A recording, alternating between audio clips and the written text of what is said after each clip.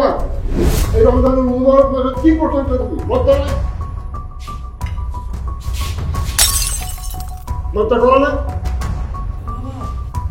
বাবা কি আমতা আমতা করছো কেন? ফুলে বলো কি হয়েছে? আসলে আমি অসুস্থ বাবা, তার জন্য। কি বলবো আপনার কাছে? কি অসুস্থ? আমি তো সকাল থেকে দিব্যি দেখছি তুমি ঘুরে বেড়াচ্ছ। বাবা আমি আপনাকে বলতে পারতেছি না বাবা, আমি অসুস্থ। অসুস্থ অসুস্থ বলছো? কিছুই তো অসুখ নাই তোমার। কি অসুস্থ হয়েছো তুমি? তোমার ডায়রিয়া হয়েছে না মাথা ব্যথা না জ্বর? বাবা একটা জিনিস আপনি কেন বুঝতেছেন না?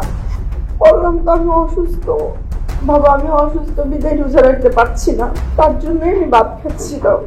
সিয়ামের মা, এই 30টা দিন তোমার জানা আছে সেটা কিছু? তাহলে চেহারা সুন্দর হলে হবে না, ভিতরটাও সুন্দর হতে হবে। বাবা আপনি ভুল বুঝছেন, আসলে ঠিক তা নয়। কিভাবে বলবো আপনার কাছে বাবা? কি বলার আছে বলো?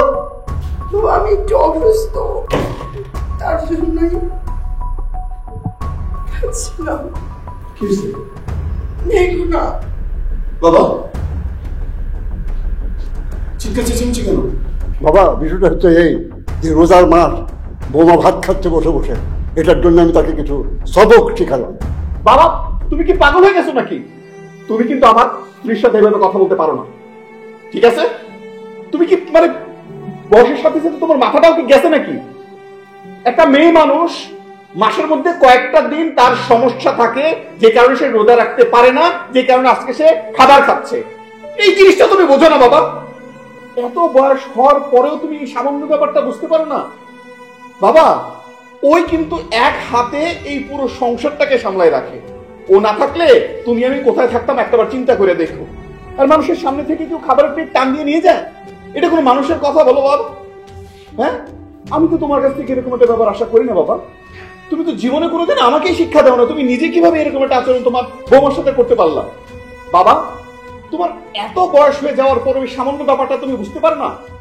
প্রত্যেকটা মেয়েরই প্রত্যেক মাসে পিরিয়ড হয়, কয়েকটা দিন ওরা রোজা রাখতে পারে না, যেটা খুবই স্বাভাবিক একটা ব্যাপার, যে বিষয়টা ও তোমার সামনে বলতে চায় না কারণ ও লজ্জা পাচ্ছিল। আর এটা এতই স্বাভাবিক একটা ব্যাপার, এটা তো আমার চেয়ে তুমি আরো অনেক ভালো জানো, যে স্বাভাবিক বিষয়টার কারণে তুমি আমি আমরা সবাই এই পৃথিবীতে আসি। এই মেয়েদের মাধ্যমেই আল্লাহ আমাদেরকে দুনিয়াতে পাঠান। এটা আমার তোমাকে কেন বলতে হচ্ছে বাবা? তুমি কেন জিনিসটা ভুলে যাচ্ছ?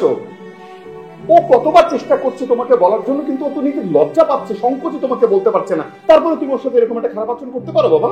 ও অসুস্থ এই কথাটা বারবার তোমাকে বলেছে, তারপরে তুমি বোঝার চেষ্টা করছো না। আর তুমি তো একজন বয়স্ক মুরব্বী মানুষ, ও কি তোমাকে এই কথাটা বলতে পারে খুলে? সেটা তো তোমার বোঝার কথা ছিল বাবা। মেয়েদের অভ্যন্তরীণ কিছু বিষয় থাকে, যে বিষয়গুলো একান্ত কিছু মানুষের কাছে ওরা বলতে পারে, তার বাইরে কাউকে বলতে পারে না। এটা আমার থেকে তুমি সবচেয়ে ভালো জানো। এটা জানার পরে ওর সাথে তুমি এরকম একটা আচরণ কিভাবে করো বলো? এই কাজটা তুমি একদম ঠিক করোনি বাবা, এবং এটা করা তোমার উচিত হয়নি। কারণ ওই একমাত্র মানুষ যে আমাদের এই সংসারটাকে এক হাতে আগলে রেখেছে। তা নাহলে আমাদের মা মারা যাওয়ার পরে এই পরিবারে আমি তুমি কোথায় থাকতাম একটাবার চিন্তা করে দেখো তো বাবা। ও তো তোমাকে সবসময় নিজের বাবার মতো মনে করে, ও তোমার প্রত্যেকটা কথা শোনে, ও তোমার কোনোদিন অবাধ্য হয়নি। তারপরেও তুমি ওর সামনে থেকে খাবারের প্লেটটা কিভাবে কেড়ে নাও? বাবা একটা সিম্পল ব্যাপার তুমি কেন বুঝতে পারো না? প্রত্যেকটা মেয়ে যখন সাবালক হয়, তাদের মাসে কয়েকটা দিন একটা বিশেষ সময় যায়, যেটাকে আমরা পিরিয়ড বলি। এবং এই পিরিয়ড আমাদের মধ্যে এমন বড় একটা ট্যাবু তৈরি করেছে, আমাদের ঘরের মেয়েরা, আমাদের স্ত্রীরা পর্যন্ত বাইরের মানুষের কাছে সেটা প্রকাশ করতে পারে না, এবং যে কারণে নিজে নিজে একা একা গোপনে বিভিন্ন রোগ তাদের মধ্যে বাসা বাঁধে, শুধুমাত্র মন খুলে সেই কথাগুলো আমাদের মতো পুরুষদের সাথে ওরা শেয়ার করতে পারে না বলে। আমরা যদি ঘরের মধ্যে সেই সুন্দর পরিবেশটা তৈরি করি, তবেই কিন্তু মেয়েরা সুস্থ থাকবে।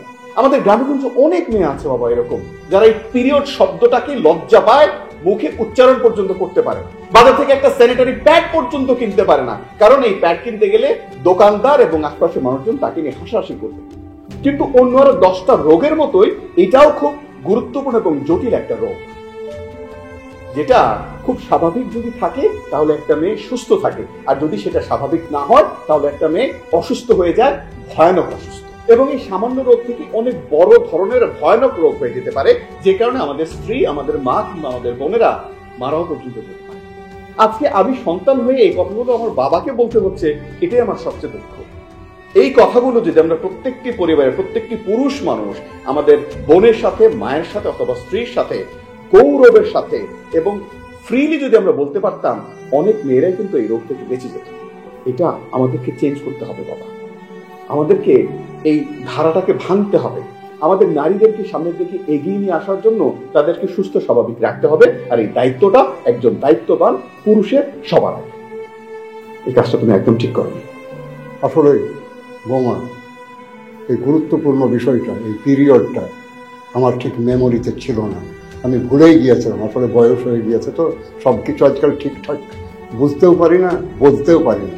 তা তুমি এর জন্য দুঃখ করো না, আমি নিজেকে সংশোধন করে নেব এবং পুনরাবৃত্তি যাতে না ঘটে সেজন্যও চেষ্টা করব। আমাকে তুমি ক্ষমা করে দেবো বৌমা। না বাবা, ঠিক আছে, আপনি তো না জেনে এই কাজটা করেছেন, সমস্যা নেই বাবা। ঠিক আছে, থাক বাবা। আচ্ছা তুমি যাও।